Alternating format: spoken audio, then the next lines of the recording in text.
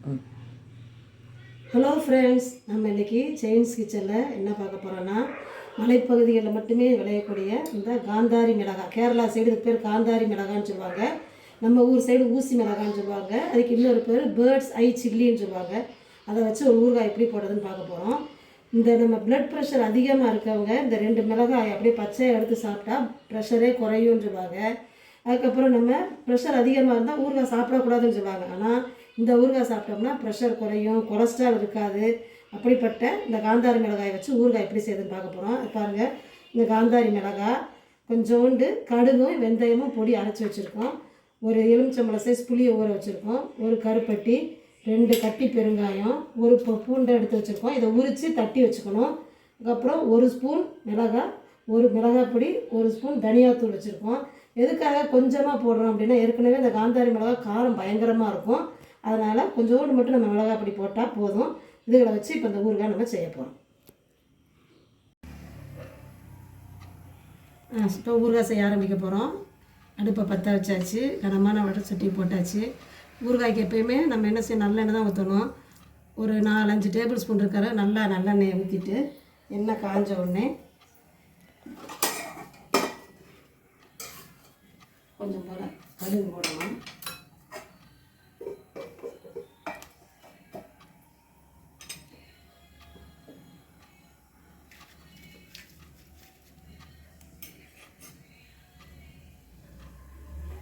கடுகு வெடிக்குது. கடுகு வெடித்த உடனே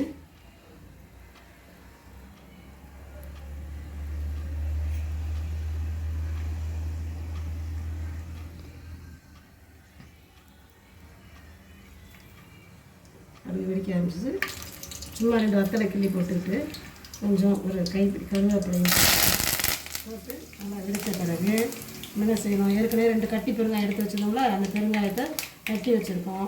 எப்போயுமே நம்ம ஊறுகாய்க்கு தூள் பெருங்காயத்தோட கட்டி பெருங்காயம் தான் நல்லாயிருக்கும். அந்த பெருங்காயத்தை போட்டு பெருங்காயம் பொரிஞ்ச உடனே பூண்டு எடுத்து வச்சுருந்தோம்ல, அந்த பூண்டை நைஸாக அரைக்கக்கூடாது, சும்மா தட்டி வச்சுருக்கோம். அந்த பூண்டையும் போட்டுறணும். போட்டு நைஸாக எண்ணெயில் பூண்டு நல்லா வதங்கணும். நல்லா கொஞ்சம் சிம்லேயே வச்சு தான் நம்ம வதக்க போகிறோம். பூண்டு லேசாக கொஞ்சம் வதங்கின உடனே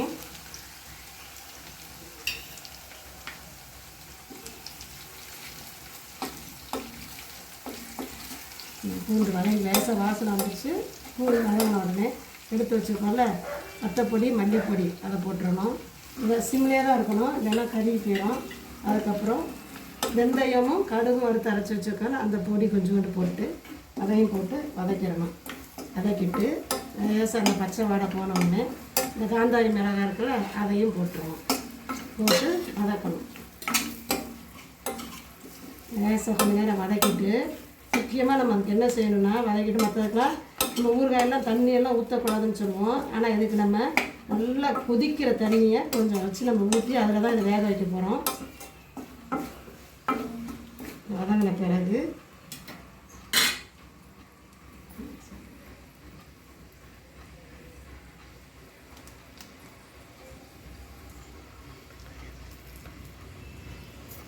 கொஞ்சம் நல்லா வதக்கணும். கொஞ்சம் நேரம் நல்லா வதக்கிட்டு தான் அதுக்கப்புறம் நம்ம தண்ணி வைக்கணும். கொஞ்சம் இந்த மசாலா எல்லாமே இந்த மிளகாயில் சேரணும். அதனால் கொஞ்சம் நேரம் நல்லா வதக்கி விட்டுட்டு நம்ம தண்ணி சேர்க்கணும். கொஞ்சம் ஓரளவு நல்லா இந்த மிளகாய் வதங்கிடுச்சு. ஏற்கனவே நான் என்ன சொன்னேன், நல்லா கொதிக்க வச்ச தண்ணியை தான் ஊற்றணும். கொதிக்க வச்ச தண்ணியை ஒரு 1/2 கிளாஸ் அளவுக்கு, ரொம்ப வேண்டாம், 1/2 கிளாஸ் அளவுக்கு ஊற்றி கொஞ்சம் நல்லா வேகட்டும். இந்த பிறகு தான் அடுத்து நம்ம என்ன செய்யணும்.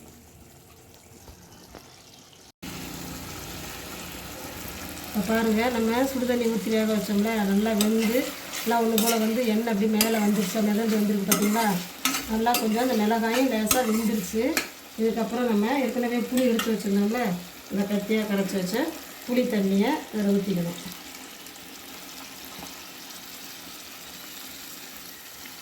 புளி தண்ணியை ஊற்றிட்டு இப்போ தான் நம்ம உப்பே போட போகிறோம். இந்த ஊறுகாய்க்கு தேவையான அளவு உப்பு.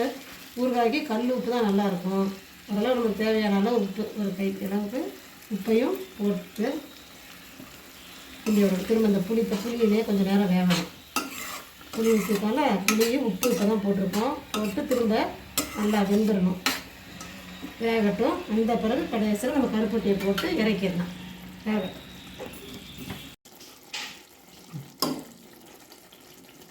இந்த பாருங்கள், நம்ம போட்ட புளியும் நல்லா கட்டி ஆயிடுச்சு.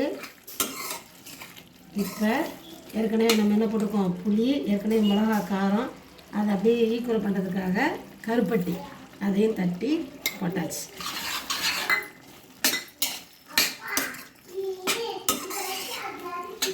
அவ்வளோதான், கருப்பட்டியும் போட்டு அந்த தண்ணி கரையிற வரைக்கும் இன்னும் 2 நிமிஷம் வச்சு இந்த எண்ணெய் மேலே மிதந்து வந்தவுடனே நல்லா ஆஃப் பண்ணிவிட்டு ஆறின பிறகு ஒரு கண்ணாடி தாட்டில் போட்டு வச்சிட்டோம்னா சுவையான சத்தான காந்தாரி மிளகாய் ஊறுகாய் ரெடி. கடைசியில் பாருங்கள் நம்ம போட்ட வெல்லம் எல்லாம் போட்டு எல்லாம் கலந்து நல்லா கட்டி ஆகிடுச்சா. இன்னும் கொஞ்சம் நல்லா அப்படியே ஆற வச்சிட்டோம்னா எல்லாம் கட்டி சேர்ந்து ஒன்று போல் இருக்கும். நல்லா ஆறின பிறகு நல்லா ஏர்டைட் பாட்டில் ஒரு கண்ணாடி பாட்டிலில் போட்டு வச்சிட்டோம்னா வாட்டு ஊறுகாய் நல்லாயிருக்கும். சத்தான சுவையான காந்தாரி ஊறுகாய் ரெடி. இந்த வீடியோ உங்களுக்கு பிடிச்சிருந்துச்சுன்னா லைக் பண்ணுங்கள், ஷேர் பண்ணுங்கள், கமெண்ட் பண்ணுங்கள், உங்கள் ஃப்ரெண்ட்ஸ் அண்ட் ரிலேட்டிவ்ஸ்க்கு சொல்லுங்கள். தேங்க்ஸ் ஃபார் வாட்சிங்.